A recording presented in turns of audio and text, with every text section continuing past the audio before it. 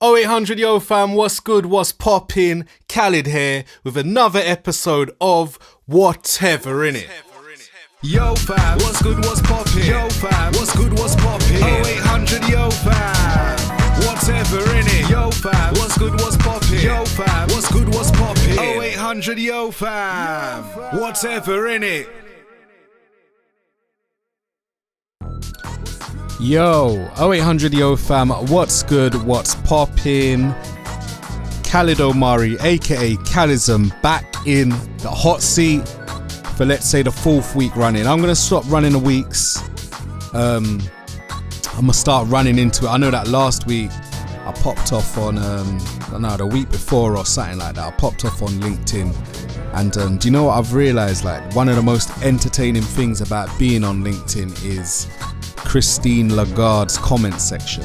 So if you don't know who Christine Lagarde is, she is the president of the European Central Bank. Knows quite a lot about, her finances, has a long history of managing major financial institutions, was president of the IMF before that, and her comment section's always popping off with, like, the man them that are into their crypto and all of that, and blockchain and Bitcoin and all of them things there. So it's always popping off with someone either just going at the policies themselves, you know what I'm saying, but then it unravels a few comments later that person who thinks they're an expert to comment doesn't know shit at all. Yeah, but anyway, that's the most entertaining thing I'm finding about LinkedIn at the moment, you know what I'm saying. But to crack on with this episode, I've just really been kicking back and really observing and reflecting, you know what I'm saying. And I've never been a fan of, like, obligation or entitlement, you know what I'm saying. Like, when I encounter anything that feels like that, I tend to do the reverse or break the pattern, because sometimes you gotta do things to be nice, but then it becomes expected, and it can easily turn into something which you do in vain to check a box and wash your hands of it. Like, you know what I'm saying? Like, people need to respect that I value my time, and getting my attention in whichever form it comes is a privilege, you know what I'm saying? So it's only when you start to value your time and presence as a whole that your attitude changes to how you conduct yourself. I've explored this on the Khalism podcast in a variety of ways, in a short clip, and also in messages exchanged with, like, many different people who I've had convo with about similar stuff. But like, value and respect your time and energy, because if you feel like someone is getting too particular, you know what I'm saying, you've got to kind of stop the flow of abundance and create scarcity in the supply line. That's how you drive value. You drive the value and appreciation of something up tenfold. It's all economics. But I moved the way I move for, like, many different reasons, innit? I'm not an antisocial person, I'm just quite the opposite. However, I tend to occupy my energy and mind in a variety of ways. I'm someone who's reserved by choice. I don't live in my own mind, but I meditate, process, and explore life in ways that, it's me and God just building. I know, and I don't say that lightly, but I just prefer my own company and space to explore aspects of self, to create things.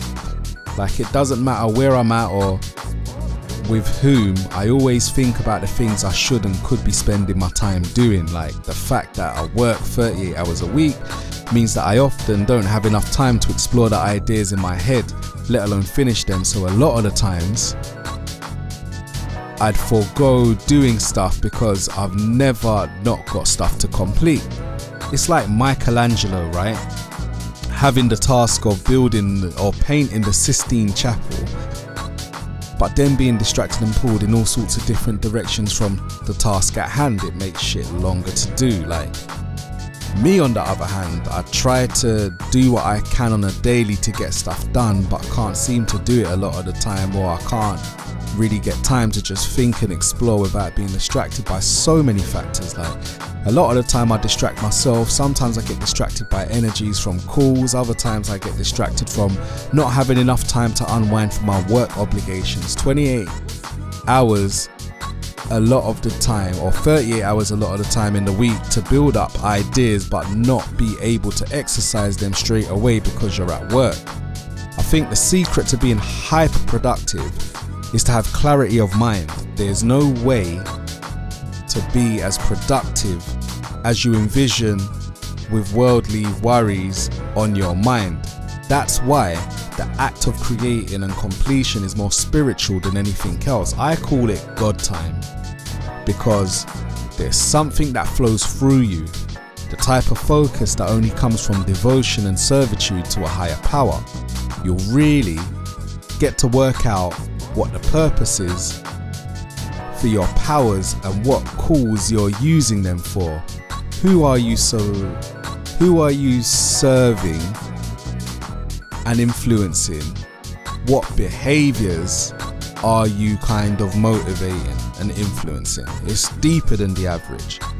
When I lock into focus on something, I'm very much obsessed and one-track minded when it comes with its own unique set of problems. You know what I'm saying? And that's why I've come to the conclusion that obligations suck, innit? They're things that keep us away from the path to our original disposition and state of being. Obligations can often lead us astray. Obligations can often serve as toxic impositions that become their own mental and spiritual obstacles in their own right. Obligation, to some degree, breed an air of entitlement, and if you experience that, well, it's time to limit the supply. This episode was brought to you by Khalid Omari. Peace, prosperity, progress, whatever in it. Yo fam, what's good, what's poppin'? Yo fam, what's good, what's poppin'? 0800 yo fam, whatever in it? Yo fam, what's good, what's poppin'? Yo fam, what's good, what's poppin'? 0800 yo fam, whatever in it?